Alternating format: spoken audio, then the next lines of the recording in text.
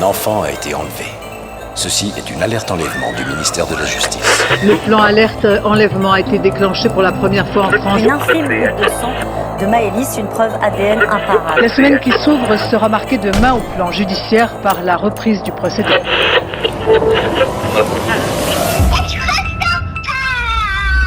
Bienvenue dans les Minutes de l'Horreur.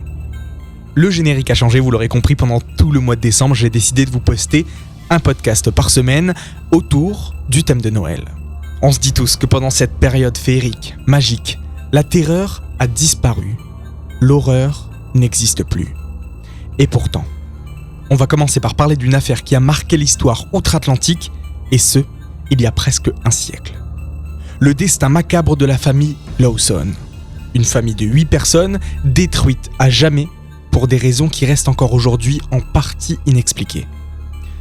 Alors que près de 100 ans plus tard, ce mystère fait écho avec des affaires assez contemporaines comme celle de Xavier Dupont de Ligonnès ou encore de Jean-Claude Roman, pourrons-nous comprendre ce qu'il s'est passé en ce jour de Noël 1929 ? Vous allez voir que cette histoire de Noël n'a rien à voir avec toutes celles qu'on a pu vous raconter étant enfant. Aujourd'hui dans les Minutes de l'Horreur, zoom sur le massacre de la famille Lawson. Tout commence par un couple. Charles Lawson, né le 10 mai 1886 en Caroline du Nord, et son épouse Fanny. Ils se sont mariés en 1911 et ont eu ensemble 8 enfants. L'un d'eux, William, est décédé d'une maladie à l'âge de 3 ans. En 1918, les 2 frères cadets de Charles, Marion et Elijah, partent s'installer à Germantown, une petite bourgade connue pour sa production de tabac. Charles décide donc de les suivre et de commencer à travailler en tant qu'employé dans une ferme de tabac jusqu'en 1927. Après avoir assez économisé, il va acheter sa propre ferme sur Brook Cove Road.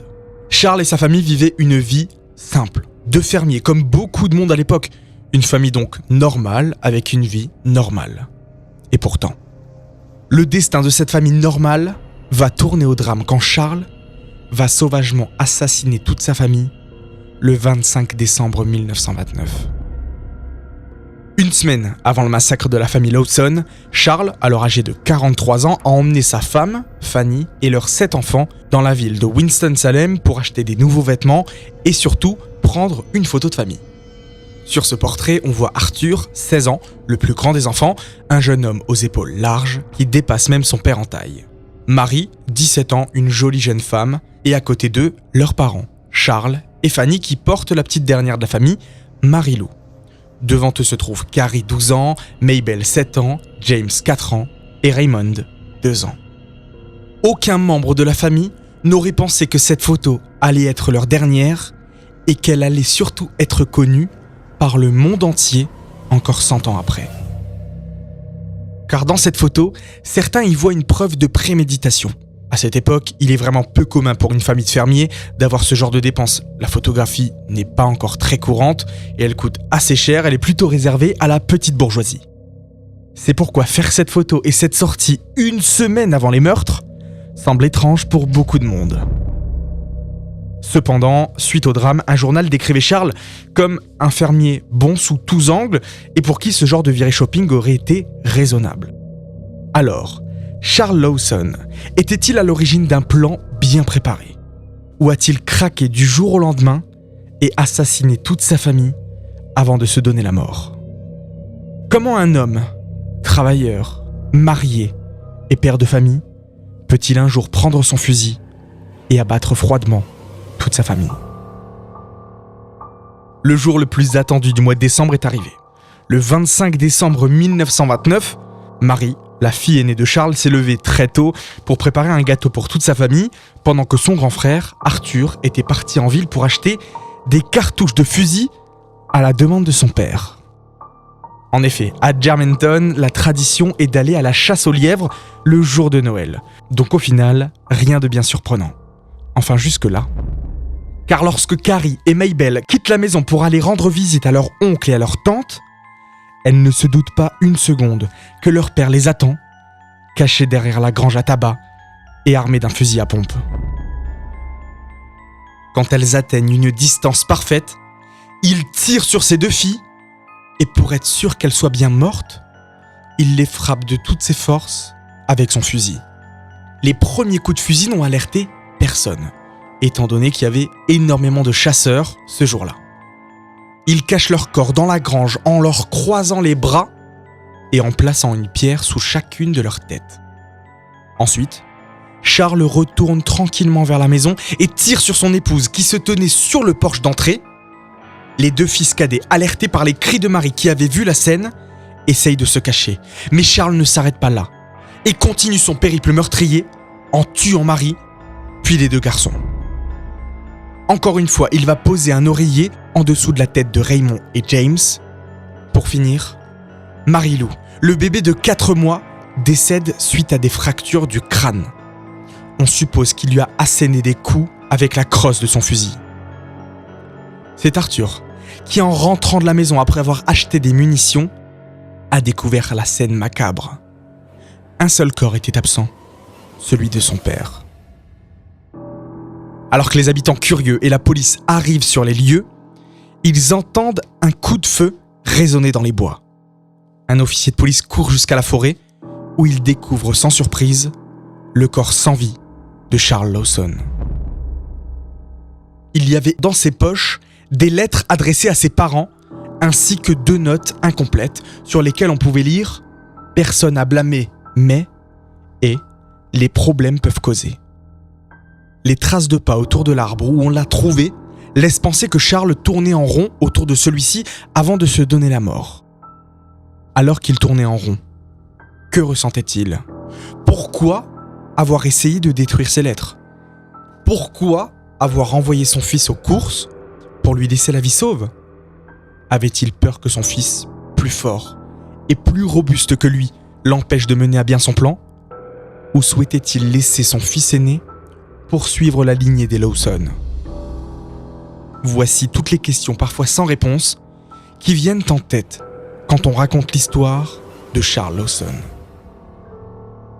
Comme je le disais au début, beaucoup pensaient que cet acte était prémédité en raison de l'achat des vêtements neufs, du portrait de famille, mais aussi du jour qu'il a choisi, le jour de Noël. La fameuse photo de famille a fait la une des journaux partout à travers les États-Unis et les membres de la famille ont été enterrés revêtus de leurs nouveaux vêtements. La famille de Charles se pose beaucoup de questions. Evelyn Hicks, sa nièce par exemple, pense que Charles a laissé un dernier message avec ce portrait sur lequel on peut s'empêcher de voir son sourire narquois. C'est ma famille. Je peux en faire ce que je veux. Au fur et à mesure que les années se sont écoulées, de nombreuses théories et anecdotes ont émergé. Chaque élément de la vie de la famille a eu le droit à sa petite théorie. Par exemple, quelques mois avant les meurtres, Charles aurait souffert d'une blessure à la tête. Aurait-elle été la cause de troubles mentaux qui expliqueraient le comportement altéré de Charles ? L'autopsie pratiquée à l'hôpital n'a révélé aucune anomalie au niveau de son cerveau. Mais la théorie qui est sûrement la plus répandue est celle expliquée dans le livre White Christmas, Bloody Christmas. Noël blanc, Noël sanglant. Stella Lawson, la nièce de Charles, a témoigné auprès des auteurs et a fait part d'un secret qu'elle considérait comme trop longtemps caché par la famille. Pour de nombreuses personnes, c'est à cause de ce secret que Charles a voulu faire taire sa famille à tout jamais. Lors d'une conversation, Fanny, l'épouse de Charles, a demandé conseil à la sœur de Charles concernant une affaire d'inceste. Il semblerait que Charles abusait sexuellement de sa fille aînée Marie et que Fanny le savait. Dans un second livre, de Bruce Jones et Trody Smith toujours, La signification de nos larmes, publié en 2006, Ella May, une camarade de classe de Marie, affirme qu'avant Noël 1929, elle s'était confiée lors d'une soirée pyjama. Elle lui aurait avoué qu'elle était enceinte de son propre père et que son père l'avait menacée de ne rien dire à sa mère ou il y aurait un massacre à faire. La durée de cette liaison incestueuse n'est jamais évoquée, mais il semblerait que Charles aurait violé à plusieurs reprises Marie. Fanny l'aurait deviné, mais n'aurait jamais rien dit. Il serait donc possible que Marie-Lou, la petite dernière de 4 mois, soit en fait l'enfant de cette relation incestueuse entre Marie et son père. Ils auraient forcé Fanny à élever cette petite fille comme son propre enfant. le jour de l'enterrement des 7 membres de la famille Lawson, près de 5000 personnes se sont déplacées pour voir les cercueils. Curieusement, Charles a été enterré dans la même tombe que son épouse, qui portait la petite Marie-Lou dans ses bras, et de leurs 5 enfants. Il y avait tellement de monde que certaines personnes grimpaient dans les arbres pour avoir une meilleure vue, pendant que des familles entières formaient une foule autour de la tombe. Et pour éviter qu'elle soit pillée, un mur de ciment a été construit tout autour. Après les meurtres, le frère de Charles, Marion Lawson, a trouvé un moyen hors du commun pour aider son neveu Arthur à payer l'hypothèque de sa maison. En voyant donc cette curiosité sans fin du public face au drame qui s'était produit, il a commencé à offrir des visites guidées de la maison pour 25 cents, ce qui équivaudrait aujourd'hui à environ 4 $. Les visiteurs pouvaient voir le gâteau de Marie encore sur la table de la cuisine, une jarre contenant du sang séché de Fanny et des taches de sang sur le parquet. Les tours guidées ont eu un succès monstre. Certains jours, près de 500 personnes passaient dans la ferme à tabac. Une autre attraction de ces visites était la prestation en live du groupe Walter Smith and Friends. Car leur chanson Murder of the Family Lawson a été l'un des premiers hits de musique country.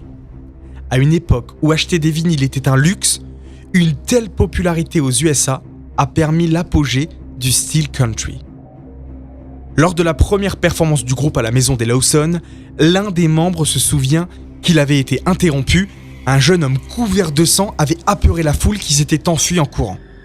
Après l'enquête, il s'est avéré que le jeune homme avait tenté de s'introduire par l'arrière en brisant une des vitres pour dérober quelques souvenirs inédits. En janvier 1930, une mise aux enchères des affaires de la famille Lawson a eu lieu. Les objets les plus prisés étaient les armes qui ont servi au meurtre. La chanson du groupe Walter Smith and Friends a permis de faire perdurer le mythe de la famille Lawson au fil des générations, partout en Amérique et ensuite partout dans le monde. Ces paroles très sombres sur une mélodie douce et enjouée ont bercé des familles entières au coin du feu. On peut y entendre par exemple « Ils ont tous été enterrés dans une tombe bondée pendant que les anges les regardaient d'en haut. Rentrez à la maison mes petits, dans un pays de paix et d'amour. » L'engouement autour de l'affaire de la famille Lawson était dingue. Depuis toujours, l'homme est passionné par les faits divers et c'est pas quelque chose de nouveau. Les théories autour de ce drame sont nombreuses. Les gens viennent de tous les pays pour voir l'endroit où s'est passée l'horreur et où un jour de Noël, un homme a perdu la raison. Et c'est normal, l'être humain ressent le besoin de comprendre. Le cerveau humain est obligé de donner un sens à ce qu'il voit et à ce qu'il entend. C'est dans la nature de l'être humain. Et quand il n'y a rien à comprendre, on est fasciné, intrigué. Alors on imagine, on invente. Mais dans cette histoire, cette curiosité est très malsaine et très morbide. Certains hommes ont transformé ce drame familial en un parc d'attractions qui met en avant un monstre. Arthur, le fils de Charles, qui n'a pas été tué en 1929, est décédé dans un accident de voiture en 1945 à l'âge de 37 ans.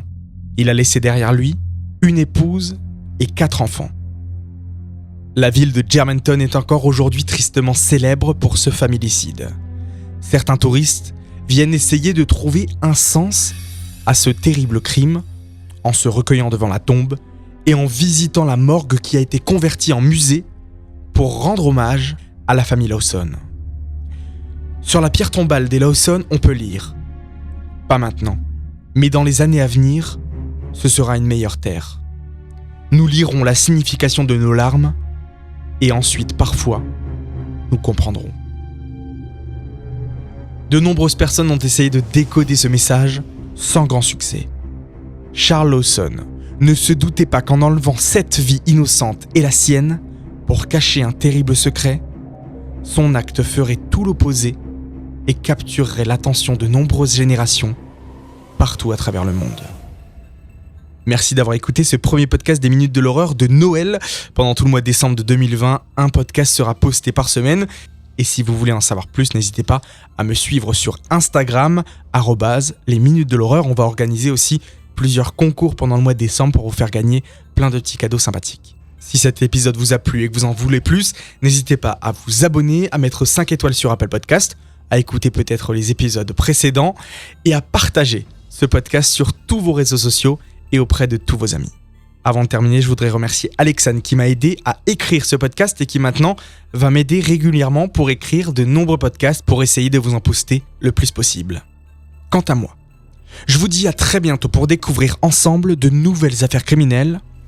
Mais en attendant, ne vous laissez pas berner par la féerie et la magie de Noël.